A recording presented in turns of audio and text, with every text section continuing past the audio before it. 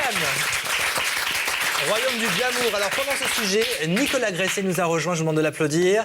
Nicolas est porte-parole de la Fondation Brigitte Bardot pour la défense des animaux. Alors on a beaucoup parlé justement de la Fondation Brigitte Bardot pendant ce festival de Cannes parce que vous avez sorti une affiche choc qu'on va voir dans quelques instants qui dit, je vais vous laisser de dire le slogan vous-même parce que c'est un petit peu dur dans nos voix. Dans nos bouches à nous. Dans nos bouches à nous. C'est un jeu de mots qui dit que le cinéma à son festival de Cannes et la mode à son festival de... Je vous laisse traduire selon ce que vous pouvez voir à l'écran. Voilà. On va dire qu'il manque un O, quoi. Voilà. Et donc, Chacun se fera sa petite idée selon son imagination propre. Vous dénoncez le port de la fourrure par les stars. En fait, c'est une affiche légère pour rappeler que la fourrure, ça rime avec la cruauté envers des dizaines de millions d'animaux chaque année qui sont détenus dans des conditions horribles, dans des fermes à fourrure pour 85% d'entre eux. Et il n'est pas normal aujourd'hui, en 2010, qu'on voit encore de la fourrure sur les tapis rouges, à l'écran. C'est une façon légère de dire que les acteurs et les artistes en général jouent ce rôle de modèle et de leader d'opinion envers la société. Mais ce qui vous choque le plus, c'est que ce soit les stars qui portent de la fourrure. Ah non, parce ça nous que choque. vous craignez une influence sur le consommateur Oui, lambda, l'influence en fait. est réelle, comme on peut le voir sur les tapis rouges. Le monde de la mode n'est pas étranger à celui du cinéma. Et il y a une certaine responsabilité à prendre après des dizaines d'années de campagne où on montre les conditions dans lesquelles ces animaux sauvages sont détenus dans des cages, dans des conditions absolument industrielles. Tout ça dans le seul but de leur piquer leur pelage après un élevage absolument horrible, et puis des conditions d'abattage où ils sont gazés, où ils sont électrocutés, où ils sont battus à mort.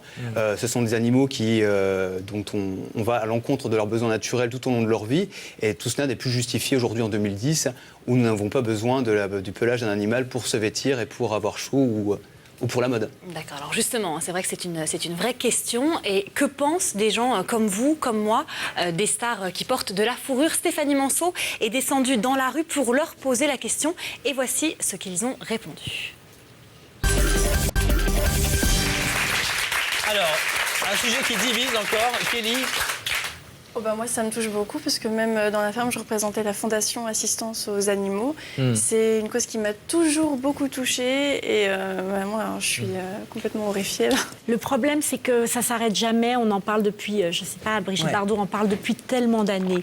Elle a elle-même porté de la fourrure. On l'a vu sur des... C'est malheureux à dire, mais c'est compliqué. En fait. On pêche par ignorance et on peut le voir à mais travers quand le on est sujet. jeune, on peut porter. Peut-être ces jeunes actrices, elles sont tentées aussi. On leur fait beaucoup de cadeaux. On leur demande de porter Mais c'est tout à fait le propos en fait de l'affiche. C'est juste une manière légère d'appeler à la responsabilité. Enfin, en tout cas, je suis globalement contre la souffrance en général. C'est vrai que c'est odieux de faire souffrir des animaux, mais une petite voilà, je suis aussi contre le fait qu'on vende des chiots à n'importe quelle famille et qu'on les abandonne. Alors aujourd'hui, je vous rassure, hein, Julie, vous êtes d'ailleurs une adepte, on en parlera dans une petite seconde. Il existe une alternative, c'est-à-dire l'imprimé animal. On voit sur vos lunettes, là, c'est du tigre.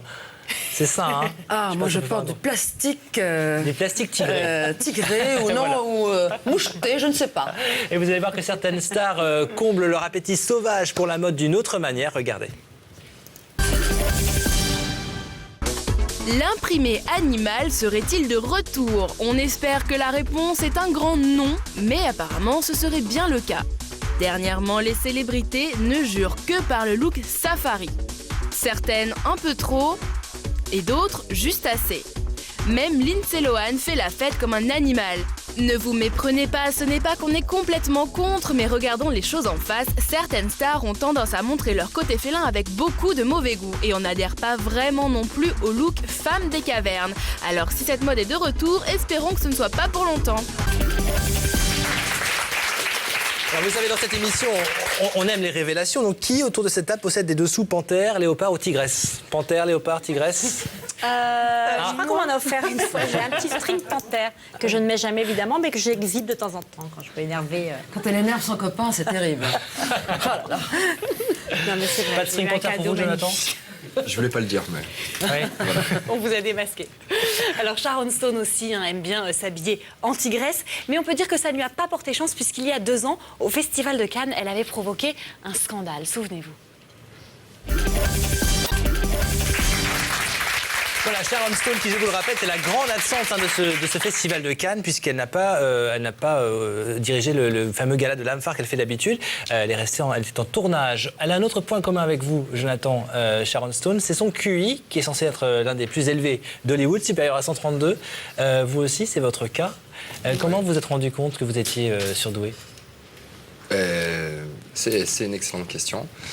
Je sais pas, peut-être par la capacité d'apprendre quand on est gamin, on le voit vite en fait. Je crois plus que c'est les parents qui s'en rendent compte. Je sais pas, je devais parler peut-être un peu plus tôt. 10 langues à 5 ans, par exemple. Non, non, pas du tout, mais c'était. Je sais qu'ils m'ont fait sauter le CP parce que j'écrivais et je parlais déjà bien et je lisais bien. Et après, voilà, ça s'enchaîne. Est-ce que quand on grandit, est-ce qu'on se sent en décalage par rapport aux autres? Je pense que c'est notre système qui pourrait créer le décalage, ou du moins qu'on nous exclut d'un système classique. Moi, en tout cas, mes parents m'ont juste fait sauter une classe pour me faire gagner 1 an. Mais après, à chaque fois qu'il était question d'école de surdoués ou de sauter une autre classe pour gagner du temps, là, on a toujours dit non pour que, justement, je continue d'évoluer avec les jeunes de mon âge et que j'ai pas de problème d'adaptation. Un petit peu, pour ceux qui ne le savaient pas, c'était le secret de Jonathan dans Secret Story, c'était qu'il avait un QI largement supérieur à la moyenne. On dit souvent que c'est plus un handicap qu'un atout d'être très intelligent, et je sais de quoi je parle. Qu'est-ce que vous en pensez? J'adore. J'étais obligée de la faire. Ça fait du bien. On se lâche. C'est bien. C'est vrai ce que vous dites.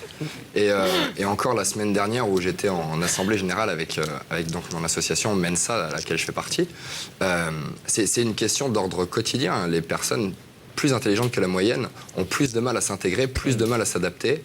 Et c'est dans un sens une perte de potentiel énorme. Qui est énorme, qui peut se transformer. Allez, on reparle de Cannes et de son parfum de scandale. Cette année, sur la Croisette, une affaire a fait grand bruit. Le cas Polanski et surtout de nouvelles accusations en plein festival. Regardez.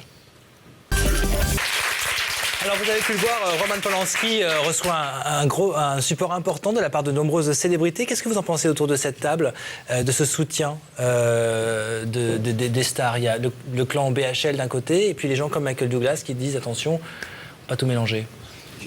Moi personnellement, en tout cas, je ne prendrai pas parti là-dessus, mais j'aimerais juste qu'on parle 1 minute de ce qu'il avait eu avant. Je ne sais pas si vous vous souvenez, mais aux alentours de 70-75, il avait sa femme Sharon Tate, qui avait 18 ans à l'époque, qui était enceinte, qui s'était fait poignarder à 50 coups de couteau par Charles Manson.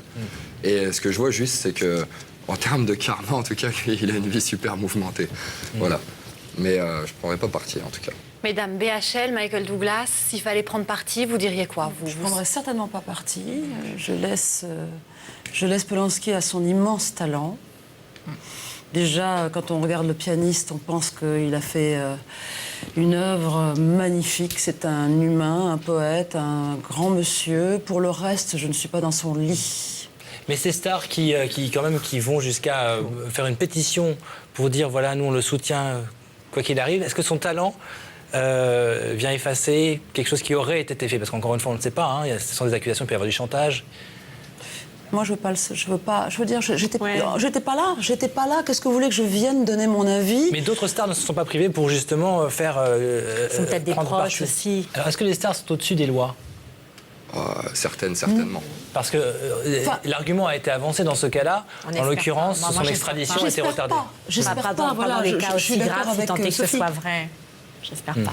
En tout cas, ici aussi, l'avis des téléspectateurs nous intéresse. Que pensez-vous, chez vous, des stars qui soutiennent Roman Polanski? Stéphanie Manceau est allée vous poser la question. Bonne observation. Et puis on rappelle évidemment on n'est pas là pour faire un procès quelconque, il y a une instruction en cours et on laissera la justice suivre son cours, bien évidemment. Nicolas, on va vous remercier d'être passé un petit moment sur le plateau de 24 heures People. Bonjour à Brigitte Bardot et Sarah Davidson. Chez vous, sa beauté. À sa beauté, encore et toujours. Chez vous, vous ne bougez pas, 24 heures People. La spéciale revient dans un instant, juste après la pub. Et voici ce qui vous attend.